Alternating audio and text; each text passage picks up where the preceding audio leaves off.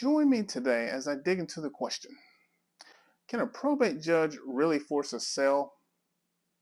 Today we find out the truth behind this legal mystery. Let's talk.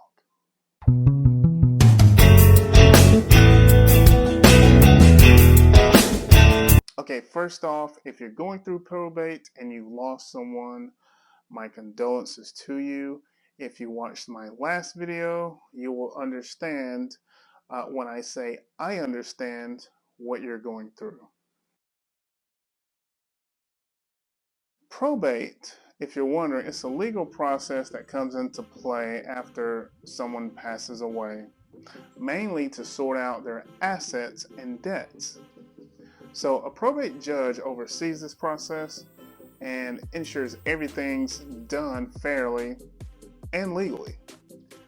Their role is crucial in managing how the deceased's property is handled, which brings us to our topic of discussion today: the power they have regarding property sales.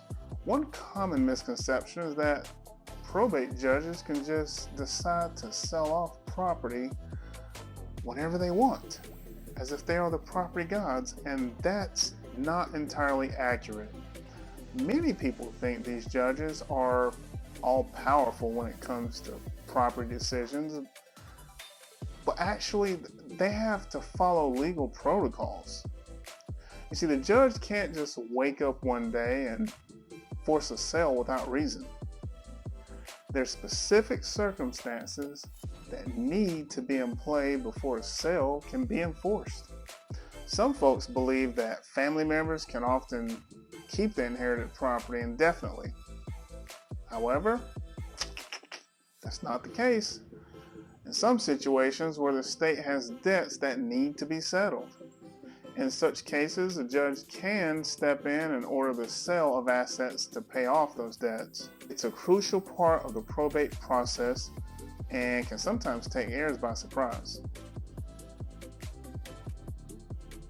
Another misconception is that heirs can contest the judge's decision, like easily. While it is possible to contest, remember that the judge's decisions are based on legal guidelines and the situation at hand. So if you think you can just disagree and keep the property, think twice. To understand this more clearly, let's look at the legal framework behind probate sales. Each state has its own laws governing probate, and most require the judge to consider the state's overall value and its outstanding debts before making decisions about sales. For example, in California, probate property must be sold at fair market value, and the proceeds are then allocated to settle debts first. This ensures fairness and protection for creditors while also honoring the wishes of the deceased. Now, I remember a compelling case in that of a family estate where the judge had to sell the property to cover unpaid taxes. Now, the heirs, they were shocked, but realized that the law required the estate to settle those debts before distributing any assets. After the sale, while it was heartbreaking, the family, they understood it was necessary. This showcases the power a probate judge holds and the real life impacts of their decisions. So to wrap things up, probate judges do have the authority to force property sales under specific circumstances. It's essential for heirs and beneficiaries to grasp this concept because it can significantly impact what they inherit. Now, understanding these dynamics can help you prepare for what could happen in the probate process.